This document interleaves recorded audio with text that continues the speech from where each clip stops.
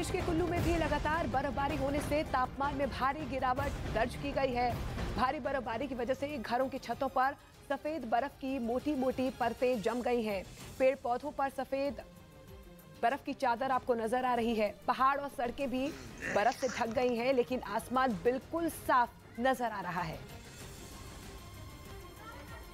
देवी और सज्जनों, माननीय केंद्रीय सड़क परिवहन और राजमार्ग मंत्री नितिन गडकरी जी ने देश के कोने कोने को हाईवेज के साथ जोड़ दिया। हमारा ये अनुरोध है और एक निमंत्रण भी कि आप भी 14 जनवरी को हमारे साथ जुड़ें सड़क सुरक्षा अभियान में, क्योंकि उसमें होंगी रोड सेफ्टी की बहुत सारी आवश्यक बातें।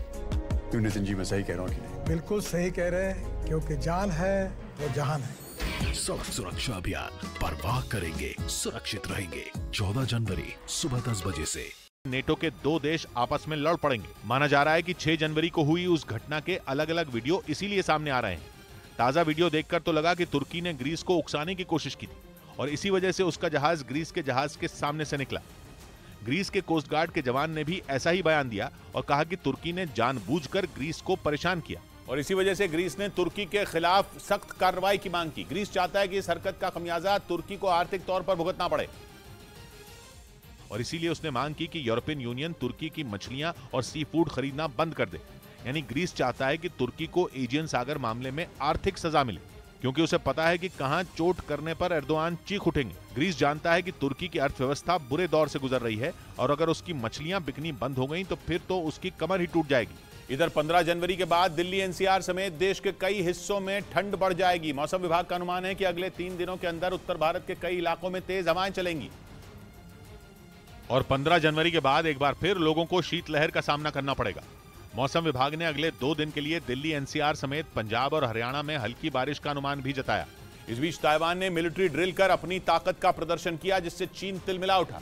ये सैन्य अभ्यास करके ताइवान ने एक बार फिर चीन को दिखा दिया कि वो उसे अपने सामने बौना ना समझे, क्योंकि उसकी सेना इतनी ताकत रखती है कि दुश्मन चाहे जमीन पर अटैक करे या फिर समुद्र और हवा से, वो उसे जवाब देने को तैयार है।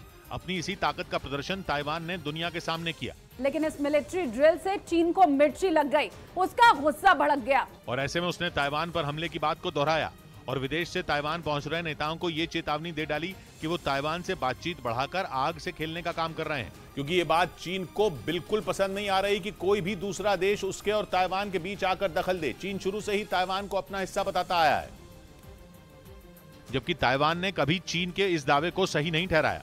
और इसी बीच उसने ये मिलिट्री ड्रिल की, जिसका एक वीडियो भी सामने आया, जिसमें गाओशोंग शहर के एक नेवल बेस पर ताइवान के कुछ सैनिक टारगेट पर सटीक निशाना साधने का अभ्यास करते नजर आए।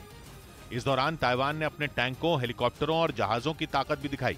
इस मिलिट्री ड्रिल के वीडियो में दिखा कि ताइवान के सैनिकों ने दुश्मन के ठिकाने को बारूद से उड़ा दिया और समंदर में पेट्रोलिंग कर दुश्मन की नींद उड़ा दी।